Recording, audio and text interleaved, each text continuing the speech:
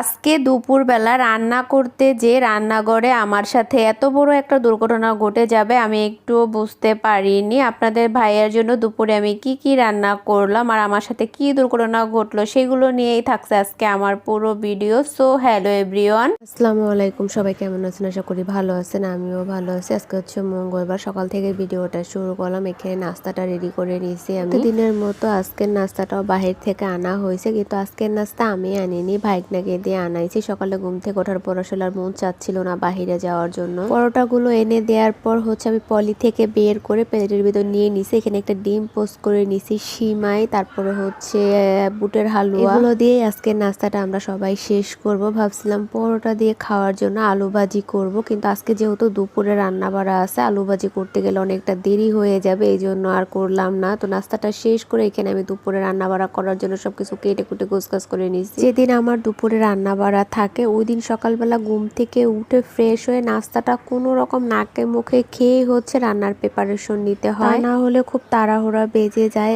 আগে আগে সবকিছু গুছিয়ে রান্নার প্রিপারেশন নেই, তারপরও দেখা যায় খেতে খেতে অনেকটা বেলা হয়ে যায়। তো এইখানে হচ্ছে আমি আজকে যা যা রান্না করব সেগুলো আপনাদের সাথে একটু শেয়ার করে নিই। পটল আর কাঁকরোল গুলো একটু চাকচাক করে কেটে নিছি ভাজার জন্য। এখানে ট্যাংরা মাছ নিছে আলু দিয়ে রান্না করার জন্য, আলুটাও একটু চিকন চিকন করে লম্বা লম্বা সাইজ দিয়ে কেটে নিছে। এখানে পেঁয়াজ, মরিচ, টমেটো সব কেটে নিছি। আর এইখানে হচ্ছে আমি গরুর যে চাপার মাংসটা থাকে ওইটা নিয়ে নিছি রান্না করার জন্য। তো এটা রান্না করার আগে হচ্ছে একটু সামান্য হলুদের গুঁড়ো দিয়ে সেদ্ধ করে তারপরে রান্না করলে না একটা বিজলে বিজলে ভাব থাকে না। চাপার মাংসের ভিতরে তো এমনিতে একটু তেল তেল বিজলে বিজলে একটা ভাব থাকে, এই জন্য মূলত এইভাবে আমি একটু সেদ্ধ করে তারপরে হচ্ছে রান্না করি। মাংসগুলো আমার সেদ্ধ হয়ে যাবার পর এখানে আমি মুগ ডালটা ভেজে নিচ্ছি।